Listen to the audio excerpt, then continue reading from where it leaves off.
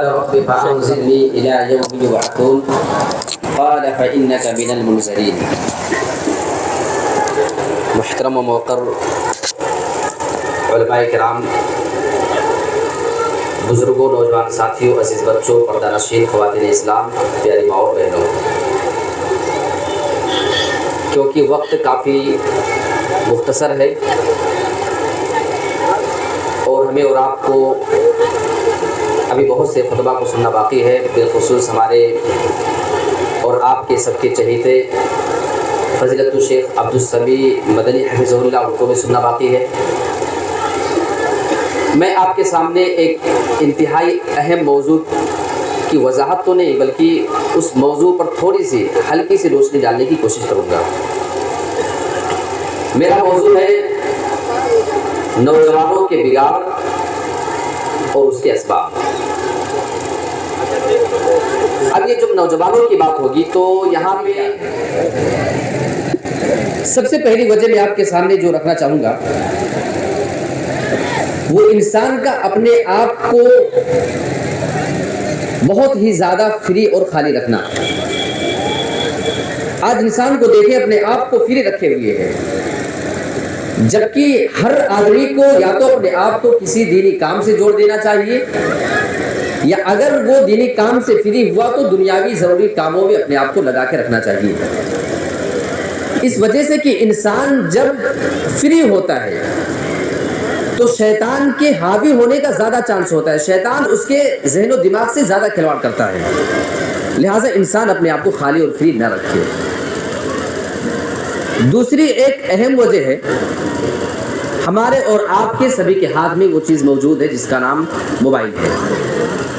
Mobile کی وجہ سے آج نوجوانوں کی ایک اچھی خاصی تعداد بگڑی ہوئی نظر آتی ہے، اور میں یہاں پہ والدین کو بڑی ذمہ داری کے ساتھ یہ بات کہنا چاہتا ہوں کہ آپ اپنے چھوٹے بچوں پہ نظر رکھیں۔ آپ کو لگتا ہے کہ آپ کا بچہ بڑا چھوٹا ہے، ابھی اسے گیم کھیلنے دو، ابھی اس کے ہاتھ میں فون دے دو، جو چاہے استعمال کرے، کوئی بہت بڑا شاید ہمیں اور آپ کو نقصان نظر نہیں آتا ہے۔ لیکن میں آپ کو ایک معاملہ بتاتا ہوں، واقعی وہ ایک سانحہ ہے۔ ایک ویڈیو آتی ہے، کچھ دنوں پہلے کی بات ہے، وہ ویڈیو آتی ہے ہمارے اور آپ کے سامنے، خانہ کعبہ میں حجر اسود کے سامنے کی بات ہے۔ وہ ایک بندہ موبائل فون نکالتا ہے اور اس موبائل کے اندر وہ حجر اسود کے سامنے بیٹھ کر کے لوڈو کا گیم کھیلتے ہوئے نظر آیا۔ ایک بندہ پیچھے سے اس کی ویڈیو بنا رہا تھا۔ اس سے بڑا نقصان ایک موبائل کا اور کیا ہو سکتا ہے کہ بندہ حجر اسود کے سامنے بیٹھا ہے اور وہاں پہ موبائل میں گیم کھیلنے کی عادت اس کی نہیں جا رہی ہے۔ تو کوئی تعجب کی بات نہیں کہ اگر آپ کے بچے بھی اس میں ایسے لت پت ہو جائیں کہ وہ چیز ان کے لیے نشے کے جیسی ہو جائے، تو آنے والے دن میں اگر آپ کا بچہ بھی حرم کے اندر اور حجر اسود کے سامنے موبائل میں لوڈو کا یا جو گیم کھیلنے کا وہ عادی ہے، اگر اس کا شکار نہ ہو جائے تو پھر کوئی حیرت کی بات نہیں۔ تو نمبر 2، موبائل کا غلط استعمال۔ نمبر 3 پہ بڑی اہم بات ہے، غلط دوستوں کا انتخاب کرنا۔ آدمی کبھی کبھی دوستی کرتا ہے، اس کو خیال نہیں ہوتا ہے کہ ہمارا دوست ہے کون، جبکہ ہماری شریعت نے دوستی کے اصول بتائے ہیں۔ یہ دوستی کوئی کرانے سے ملنے والی چیز نہیں ہے، جو مرضی میں آئے لے کے آ گئے، جو ہاتھ لگے لے کے آ گئے، کوئی مسئلہ نہیں۔ میرے پیارے ساتھیوں، دوستی کا معاملہ بہت زیادہ اہم ہے، اور ابو داؤد کی ایک روایت اٹھا کر ہم دیکھ لیتے ہیں۔ الرجل على دين خليله فلينظر احدكم من يخالل۔ اللہ کے نبی جناب محمد رسول اللہ بیان فرماتے ہیں، آدمی اپنے دوست کے دین پہ قائم ہوتا ہے۔ اگر تم میں سے کسی بھی آدمی کو دوستی کرنا ہو، کسی کو اپنا یار بنانا ہو، فَلْيَنْظُرْ، تو اس آدمی کو اچھی طریقے سے غور کر لینا چاہیے، اس کو دیکھ لینا چاہیے۔ مَن يُخَالِلُ، وہ آدمی پھر کس سے دوستی کر رہا اس کے بارے میں جان لیں، آپ اس کے دین کو جان لیں، آپ اس کی دنیاوی چیزوں کو جان لیں، آپ اس کے کردار کو جانیں، اس کے کیریکٹر کو جان کر کے آپ اسے دوستی کیا کریں۔ یہ ابو داؤد کی روایت ہے۔ آپ کو صحیح بخاری اور مسلم کی ایک حدیث کی طرف میں لے کے چلتا ہوں۔ برے دوست کا نقصان اگر دیکھنا ہے تو اس واقعے کو اپنے سامنے رکھ لیں۔ اللہ کے نبی جناب محمد رسول اللہ کے چچا ابو طالب کا معاملہ ہے۔ وہ ایسی بیماری میں مبتلا ہے کہ اسی بیماری کے بعد ان کا انتقال ہو گیا۔ اللہ کے نبی ان کے پاس جاتے ہیں، آپ انہیں اسلام کی دعوت دے رہے ہیں, آپ ان کو لا الہ الا اللہ پڑھنے کی تبلیغ کر رہے ہیں. یا امی, اے میرے پیارے چچا, قل لا الہ الا اللہ, آپ اپنی زبان سے ایک مرتبہ یہ الفاظ پڑھ لیں, لا الہ الا اللہ. کلمۃ, یہ ایسا کلمہ ہے, اشہد لک بہا عند اللہ. اے میرے پیارے چچا, آپ ایک مرتبہ اپنی زبان سے یہ کلمہ پڑھ دیجئے, میں اللہ رب العالمین کے یہاں آپ کے لیے سفارش کر لوں گا, آپ کے بارے میں گواہی دوں گا. یہ کون دعوت دے رہا ہے؟ جس کے بارے میں اللہ قرآن میں کہتا ہے وداعیا الی اللہ, اے میرے نبی میں نے تجھے اللہ کی طرف بلانے والا اسپیشل بنا کے بھیجا ہے. پوری دنیا میں ہمیں نبی سے بڑا کوئی داعی نظر نہیں آتا ہے, نبی سے بڑا مبلغ کوئی نظر نہیں آتا ہے. یہ اس محسن انسانیت کی بات ہے. تمام لوگوں کو آپ سمجھایا کرتے تھے, بڑے سے بڑے کافر آپ کی باتوں کو سمجھ جایا کرتے تھے, بڑے سے بڑے مشرک آپ کی باتوں کو سمجھ کر اسلام قبول کر چکے تھے, بڑے سے بڑے دہریہ کو آپ نے سمجھایا تو اسے آپ کی باتیں سمجھ میں آ جاتی تھی. لیکن یہ پیارے چچا ہے جو نبی کو بچپن سے جانتے تھے, وہ جانتے تھے کہ میرا بھتیجا جھوٹا نہیں ہو سکتا ہے, ساری باتیں وہ جانتے تھے, تعین بھی کرتے تھے دنیاوی زندگی میں. اور جب کافر ان کو نقصان پہنچاتے تھے, ابو طالب بیچ میں آتے تھے, اپنے بھتیجے محمد کو لوگوں کی تکلیف اور پریشانی سے بھی بچایا کرتے تھے. اسی وجہ سے نبی کی یہ طلب تھی کہ میرے چچا کسی حال میں کلمہ پڑھ لیں. اب آپ ذرا منظر اٹھا کر کے دیکھیں, یہاں اللہ کے نبی ان کو کلمے کی تلقین کر رہے ہیں, لیکن وہیں پہ ان کے دو برے دوست, میں آپ کو برے دوستوں کا نقصان بتانا چاہتا ہوں. وہاں پہ ان کا ایک دوست ابو جہل ہے اور دوسرا ہے عبداللہ بن ابی امیہ. یہاں اللہ کے نبی ان کو کلمے کی جانب دعوت دے رہے کہ آپ ایک مرتبہ کلمہ پڑھ لیں. اور وہ دونوں دوست کے کہہ رہے تھے, اے ابو طالب, کیا تم اپنے بھتیجے کے کہنے کی وجہ سے اپنے باپ دادا کے دین کو چھوڑ دو گے؟ کیا تم اسلام قبول کر لو گے؟ کیا اپنے بھتیجے کی بات میں آ جاؤ گے؟ نبی کہہ رہے کلمہ پڑھے, اور دوست کر رہے ہیں کلمہ نہیں پڑھنا, لوگ تمہارے بارے میں کیا کہیں گے, لوگ کیا کیا باتیں تمہارے بارے میں بنائیں گے. میرے پیارے ساتھیوں, محمد رسول اللہ کی بات کی ویلیو کم ہو گئی, اور دوستوں کی باتیں ان پہ زیادہ فائق ہو گئی. اور وہ انتقال کرتے ٹائم پہ ان کی زبان سے جو جملہ نکلا تھا کہ میں اپنے باپ دادا کے دین پہ مرتا ہوں, میں اپنے بھتیجے کے دین کو قبول نہیں کرتا ہوں. آپ ذرا اندازہ لگائیں کہ برے دوست کا نقصان کتنا زیادہ خطرناک ہے. اسلاف میں سے ایک کسی سلف کا قول ہے, الصاحب صاحب, کیا بہترین بات کہی. دوست کھینچنے والا ہوتا ہے, دوست اپنے دوست کو کھینچتا ہے, وہ جو کام کرتا ہے وہ چاہتا ہے کہ میرا دوست بھی اسی روٹ پہ آ جائے, اسی روش پہ میرا دوست بھی آ جائے. ابو جہل اور عبداللہ بن ابو امیہ نے ابو طالب کو کھینچا اپنے دین کی جانب, اور اسی بات کو تو اللہ کے نبی نے فرمایا تھا, الرجل علی دین خلیلہ, آدمی اپنے دوست کے دین پر ہوتا ہے. تمہیں اگر دوستی کرنا ہو تو غور سے کر دیکھ لینا, سمجھ لینا, اس کے بعد کسی سے دوستی کا ہاتھ بڑھانا. ایک اور اہم چیز بتاؤں نوجوانوں کے بگڑنے کے لیے, اور میں اس میں صرف آپ کو ایک آنکڑا بتاتا ہوں, بس ایسے ہی تھوڑا سا سمجھنے کے لیے, نوجوانوں کے لیے, شاید کہ اتر جائے تیرے دل میں میری بات. آدمی آج نشہ آور چیزوں کا استعمال کر رہا ہے, پان کھاتا ہے, گٹکا کھاتا ہے, سگریٹ پی رہا ہے. شریعت کے اعتبار سے اس کی دلیلیں ہیں وہ حرام ہے, ان چیزوں کی طرف میں نہیں جا سکتا ڈیٹیل میں, بس میں آپ کو ایک مختصر سی بات بتاتا ہوں. ایک نوجوان اگر روزانہ کم سے کم صرف 50 روپے کا گٹکا کھاتا ہو, کتنا؟ صرف 50 روپے کا, ایک مہینے میں وہ کتنے دن کا کھائے گا؟ بڑا سمپل سا حساب ہے, 1500 روپے کا. 1500 کا ایک مہینے میں یہ حساب کب ہے؟ جب ایک دن میں صرف 50 روپیہ, تھوڑا بھی ایکسٹرا نہیں جانا چاہیے. ایسے ایسے وہ سال بھر کھاتا رہے, 12 مہینے کھاتا رہے, تو معلوم ہے کہ 12 مہینے میں وہ 18,000 کا گٹکا کھاتا ہے. کتنے کا؟ 18,000 کا.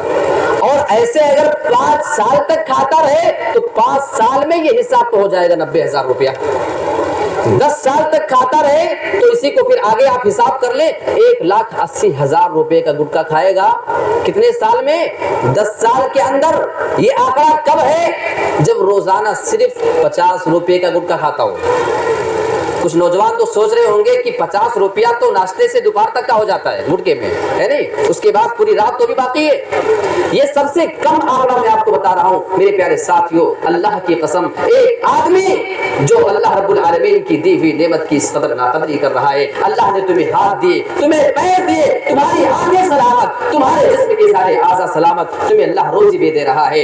आप ऐसे मजबूरों को कभी क्यों नहीं देखा करते हैं जो अपने अब तमाम चीजों से महरूम है? अल्लाह रब्बुल आलमीन ने उन्हें ऐसी किसी नेमत से नहीं नवाजा है। आप देखिए किसी की आंखें नहीं है, कोई स्टेशनों पे बैठ करके भीख तो मांग रहा है, लेकिन उससे भीख लेने के लिए अल्लाह ने हाथ नहीं दिए हैं। आप उसे भीख देना चाहते हैं, आप उसकी झोली में डालते हैं, तब वो आपकी भीख ले पाता है। मेरे प्यारे साथियों, आपको अल्लाह ने सारी नेमतें दी हुई हैं, और इन तमाम नेमतों को पाने के बाद अगर इस तरीके से आप अल्लाह रब्बुल आलमीन की नेमत की नाकदरी कर रहे हो, आप 5 साल में सिर्फ 90,000 का गुटखा अगर खा के थूकते हो, 10 साल में 1,80,000 का गुटखा खाकर थूकते हो, क्या इसके बारे में तुम्हारा रब तुमसे सवाल नहीं करेगा? इसके बारे में हमें गौर करना चाहिए। नौजवानों की बिगड़ने की एक और अहम वजह बताऊं, शर्मगाह का गलत इस्तेमाल करना। ये एक अहम पॉइंट है, नौजवानों को समझना चाहिए। मुसरत अहमद के अल्फाज हैं, अल्लाह के नबी जनाब मोहम्मद रसूलुल्लाह के पास एक नौजवान आता है। आपके पास आने के बाद उसने ज़िना करने की इजाजत मांगी। कहने लगा, अल्लाह के नबी ईज़ली बिज़्ज़िना, अल्लाह के नबी आप मुझे ज़िना करने की इजाजत दे दीजिए। सहाबा ने उसको डांटा, और नबी ने जब उसको देखा तो नबी ने उसको अपने पास बुला लिया। ये हमारे नबी का अखलाक था। पता चलता है कि कभी कभी सहाबा भी माहौल को नहीं समझ पाते थे, यहाँ पे मामला कैसे हैंडल करना चाहिए। हमारे नबी उनसे ज्यादा समझदार थे, क्योंकि उस्ताद उस्ताद होता है। अल्लाह के नबी ने समझ लिया ये मौका इसको डांटने का नहीं, इसको आप मेरे पास आने दो। अपने पास बुलाया, आप सवाल करते हैं कि बोलो क्या बात है? कहने लगा, अल्लाह के नबी आपसे मैं ज़िना की इजाजत चाहता हूँ। अल्लाह के नबी उस आदमी से चंद सवाल करते हैं, ठीक है तुम मुझसे ज़िना करने की इजाजत मांगने आए हो, मैं तुम्हें बाद में इजाजत देता हूँ, पहले मेरे सवालों के जवाब दे करके जाओ। अल्लाह के नबी उससे सवाल करते हैं, अतुहिब्बुहु लिउम्मिक, ऐ मेरे प्यारे साथी ये बताओ, अगर कोई तुम्हारी माँ के साथ ज़िना करे तो क्या ये बात तुम्हें पसंद आएगी? कहने लगा अल्लाह के नबी ने, आप सवाल करते हैं लिइब्नतिक, कहने लगा नहीं, एक एक रिश्ते अल्लाह के नबी ने गिनाए, तुम्हारी बहन के साथ, तुम्हारी फूफी के साथ, तुम्हारी खाला के साथ। कहने लगा, ला वल्लाही, ऐ अल्लाह के नबी, अल्लाह की कसम मुझे ये बात पसंद नहीं कि मेरे इन रिश्तेदारों के साथ कोई ज़िना करने जाए। अल्लाह के नबी फरमाते हैं, आपके समझाने का अंदाज जरा देखो, आपने फरमाया अगर मैं तुम्हें ज़िना करने की इजाजत दे देता हूँ, तुम जिस औरत के साथ ज़िना करने जाओगे, किसी की माँ, बहन, बेटी, किसी की फूफी और किसी की खाला हो सकती है, वो आदमी कैसे पसंद करेगा कि उसके साथ तुम ज़िना करने जाओ? हर आदमी को अल्लाह ने गैरत दी है। अल्लाह के नबी ने उसके सीने पे अपने दस्ते मुबारक को रखा, आपने दुआ कर दिया उसके बारे में, अल्लाहुम्मा मग़फ़िर ज़ंबा, ऐ अल्लाह इस आदमी के गुनाह को माफ कर दे, वतहिर क़ल्बा, इसके दिल को पाक कर दे, वहस्सिन फ़रजा, ऐ अल्लाह तो इसकी शर्मगाह की हिफाजत कर दे। उसके बाद वो आदमी फिर कभी उस गुनाह की जानिब पलट करके नहीं जाता है। आप तसव्वुर करें, नौजवान बिगड़ रहे हैं। एक और वजह इसकी मैं आपको बताते चलूँ, नौजवान बिगड़ रहे हैं, हराम कमाई की जानिब जा रहे हैं। बसा औकात आप देखें, कोई बंदा 5 साल से रब के सामने दुआएं कर रहा है, किसी बंदे की शिकायत सुनने में आती है कि मुझे 10-10 साल से औलाद नहीं हो रही है, मैं रब से मांग तो रहा हूँ, मुझे फला बीमारी है, मैं अल्लाह से दुआएं तो करता हूँ, लेकिन आज तक मेरी दुआ कबूल नहीं हो रही है। आओ एक हदीस सुना देता हूँ मेरे प्यारे साथियों। अल्लाह के नबी सल्लल्लाहु अलैहि वसल्लम इरशाद फरमाते हैं, एक बंदा अल्लाह रब्बुल आलमीन के पास दुआ करने आता है, परेशान हाल है, बड़ा गंदा हाल है, उसके कपड़े भी मैले कुचैले हैं, अल्लाह के दरबार में आता है, या रब्बी ऐ मेरे रब मुझे फला चीज दे दे, मुझे फला चीज दे दे, अपनी जरूरियात मांग रहा होता है। लेकिन अल्लाह के नबी के अल्फाज, वमतअमहु हराम, वो आदमी जो खाना खाया करता है वो खाना उसका हराम का हुआ करता है। वमलबसहु हराम, वो बंदा जो लिबास, वमशरबहु हराम, उसका पीना भी हराम का हुआ करता है। वमशरबहु हराम, उसका पीना हराम, वमलबसहु हराम, उसका लिबास हराम का, वगुज़िया बिल हराम, और उसकी ग़िज़ा भी हराम कमाई की हुआ करती है। अल्लाह के नबी बयान फरमाते हैं, इसका खाना पीना लिबास सारी ग़िज़ाएं जब इसकी हराम की हैं, फ़अन्ना युस्तजाबु लिज़ालिक, अल्लाह रब्बुल आलमीन इसकी दुआ को कबूल करे तो कैसे करे? इसी बिना पे इसकी दुआएं कबूल नहीं होती हैं। हाँ, मैं आपसे कहना चाह रहा हूँ, आप बरसों से रब से दुआएं मांग रहे हैं, आपको अपनी दुआएं कबूल होते हुए अगर नजर ना आए, अपनी रोजी रोटी पे गौर कर ले, अपनी कमाई पे गौर कर ले, कहीं ऐसा तो नहीं कि आपकी हराम कमाई की वजह से आपका रब आपकी दुआओं को रद्द करते जा रहा है। एक और चीज़ बता के अपनी बात को ख़त्म करता हूँ, क्योंकि हमारे उलमा की फहरिस्त लंबी है। आखिरी चीज़ ये, हमारे जो बड़े लोग हैं جو باپ ہیں یا جو مائیں ہیں آپ کے لیے ہے. آپ کا نوجوان جو بگڑ رہا ہے یہ پہلے بچہ ہوتا ہے, بعد میں یہ بڑا ہوتا ہے. بچپنے کے مرحلے کو کراس کرنے کے بعد یہ جا کر کے بڑا ہوتا ہے, تب اسے کسی چیز کا شعور آتا ہے. بسا اوقات گھروں میں دیکھا جاتا ہے چھوٹا بچہ ہے, ماں کو تماچے مار رہا ہے. یہ مسئلہ بہت سنگین ہے. ماں کو تماچے مارا, 2-3 سال کا لڑکا, باپ بڑا خوش ہوتا ہے, بیٹا ذرا اور زور سے مار. ماں بولتی ہے بیٹا ذرا اپنے باپ کو بھی مار. دکھائی دے, اگر یہ منظر آپ کو دکھائی دے, آپ کی ذمہ داری ہے باپ اپنے لڑکے کے سامنے, اپنی اولاد کے سامنے اپنی بیوی کی اہمیت کو بتائے. اے میرے پیارے بیٹے, تو جانتا ہے کہ تو کس ہستی کو ہاتھ لگا رہا ہے, تو اس ہستی کو ہاتھ لگا رہا ہے. تو نے آج اس ماں کو اپنے تماچا مارا ہے جو پورے 9 مہینے تجھے اپنے پیٹ میں لے کر کے پھرا کرتی تھی. ڈاکٹر نے کھانے کے پرہیز الگ بتائے تھے, اٹھنے بیٹھنے کے تمام پرابلم الگ ہوا کرتے تھے. میرے پیارے بیٹے, تیری وجہ سے تیری ماں نے بہت تکلیف برداشت کی ہے. تجھے پیدا کرنے کے بعد 2 سال تک تجھے دودھ پلایا ہے. اس کے بعد تیری وہ ماں جسے نیند بہت محبوب ہوا کرتی تھی, جسے کوئی جگا نہیں سکتا تھا, لیکن تیرے چیخنے اور چلانے کی تھوڑی سی آواز اسے رات کے 12-2 بجے بھی جگا دیا کرتی تھی. 2-2 گھنٹے تجھے لے کر کے بیٹھا رہا کرتی تھی. یہ شوہر کی ذمہ داری ہے. اپنی ذمہ داری کو سمجھے, اپنی اولاد کے سامنے بچپنے سے اس کے ذہن میں اس کی ویلو کو بٹھانے کی کوشش کریں. تو جانتا ہے تیری یہ وہ ماں ہے, اور اس طریقے سے اور آپ تمام باتیں اس کے سامنے بیان کریں. بچہ سیکھے گا یہ کون ہے, میں کس کے سامنے بیٹھا ہوں, میں کس کو تماچے مار رہا تھا. اور اگر کبھی باپ کے سامنے وہ بدتمیزیاں کر دے تو یہ عورتوں کی ذمہ داری ہے, یہ بیویوں کی ذمہ داری بنتی ہے. اپنے بیٹوں کو بتائے, اے میرے بیٹے, تو جانتا ہے یہ تیرا باپ ہے, یہ تیرا والد محترم جو تیرے لیے ہمارے لیے اپنی تمام پریشانیوں کو برداشت کر کے بھی ہمارے لیے روزی روٹی کا انتظام کرتا ہے. جب ہم گرمی میں اے سی کے نیچے بیٹھتے ہیں, ہم کولر کے نیچے اور پنکھے کے نیچے ہوتے ہیں, تیرا یہ باپ تیرے لیے روزی روٹی کا انتظام کرنے کے لیے دھوپ میں جل کر کے اپنے پسینے اور خون نکال کر کے ہمارے لیے روزی روٹی کا انتظام کرتا ہے. برسات میں جب ہم باہر نکلنا پسند نہیں کرتے ہیں, یہ روزانہ ہمارے لیے ڈیوٹیاں کیا کرتا ہے, 5 گھنٹے کر کے بھی یہ کما سکتا تھا, ہمارے لیے 2-4 گھنٹے ایکسٹرا ڈیوٹی کر کے ہمارے لیے روزی روٹی کا انتظام کرنے والا یہ تیرا باپ ہے. میری پیاری ماں اور بہنوں, کیا آپ نے اپنی اس ذمہ داری کو اپنی اولاد کے بارے میں کبھی سمجھا ہے؟ نہیں سمجھا ہے تو سمجھنے کی کوشش کریں. آپ بچپنے سے, اگر باپ یہ چاہے کہ میں اپنی ویلو کو اپنے بیٹے کے ذہن میں بٹھاؤں, یہ مشکل ہے. ماں چاہے میں اپنی باتیں بتا کے اپنے بیٹے کے دماغ میں, نہیں, آپ اس کی ویلو بتائیں, وہ اس کی ویلو بتائے. اس طریقے سے آپ کے بچے کو آپ دونوں کے بارے میں سمجھ میں آئے گا کہ آپ نے ان کے لیے کیا کچھ کیا ہے, اور وہ پھر آپ کو جس احترام کی نظر سے دیکھے گا انشاءاللہ اس کا پھل آپ کو نظر آئے گا. لہٰذا نوجوان جو بگڑ رہے ہیں, کہیں نہ کہیں والدین اس کے ذمہ دار ہیں. اسے ہمیں اور آپ کو سب کو ماننا پڑے گا. انہی چند باتوں کے ساتھ میں اپنی بات کو ختم کرتا ہوں, اور اللہ رب العالمین سے دعا کرتا ہوں کہ پروردگار کہی گئی تمام باتوں پہ ہم تمام احباب کو عمل کرنے کی توفیق عطا فرما. آمین. وآخر دعوانا ان الحمد للہ رب العالمین. والسلام علیکم ورحمۃ اللہ وبرکاتہ.